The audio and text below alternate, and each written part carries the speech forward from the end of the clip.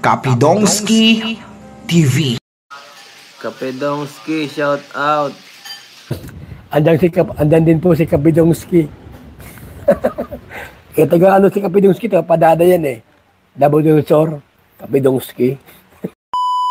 Hala, Bibi Viancy nagsalita na tungkol sa mga taong ayaw sa kanya. May you rest in peace, hahaha. Yan ay sama-sama nating tutukan mamaya mga kalingap. At kung nagustuhan nyo po ang ganitong klaseng reaction video, paki-like at subscribe naman po para lagi kayong updated sa susunod kong mga uploads. At salamat sa walang sawang pagmamahal at suporta kay Kuya Val Santos Matubang at Idol Kalingap Rab. Paalala, panoorin at tapusin ang video na ito para malaman mo kung ano ang nilalaman nito bago mag-comment. Ngayon balik tayo sa topic. Grabe Viancy nagsalita na tungkol sa mga taong ayaw sa kanya. May you rest in peace. Sa mga taong ayaw kay Bibi Viancy, ito ang resback ni Bibi Viancy sa inyo. Iba rin pala si Viancy kapag magsalita, palaban rin talaga ang batang ito, walang paligoy-ligoy pa, direct kung magsalita, hahaha. Ayon na sa kanyang share post sa kanyang social media account sa FB tungkol sa mga taong ayaw sa kanya.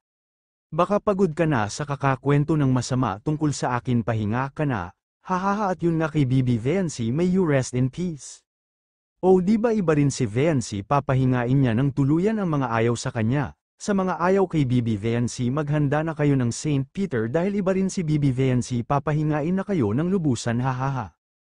Kaya sa mga taong kahit walang ginagawa sa inyo si Viancy at hindi kayo kilala ni Viancy, makinig kayo at tupagin nyo ang mga buhay ninyo para hindi kayo masabihan ni Bibi Viancy ng may you rest in peace.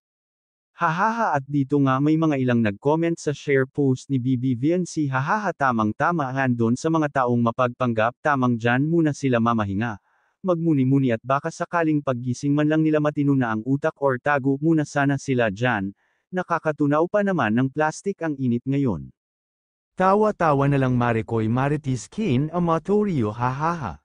May an segregation of biodegradable at unbiodegradable, ihiwalay ang plastic sa mga bulok, ha. May an now you know, hahaha. Chichay Pulmano Beduya, dagdag kaalaman. Thanks Ate Chay, buti na yung sigurado at baka matira tayo ng patalikod, hahaha. Tama yun, pagpagod na andyan yung St. Peter matulog na bleed, diba Bi? At dito rin may isa ring post si Bibi Viancy na patama rin sa mga taong ipal, hahaha. Never force someone to love you back, let someone love you for being who you are. At ito nga may commentary ng supporters ni Viancy. Bawat tao may binibigay si God na para sa kanya, kaya huwag ka mag-alala, bibigay ni Lord yung taong nakalaan sa iyo, dahil para talaga siya sa iyo at ikaw naman ay para sa kanya, ay.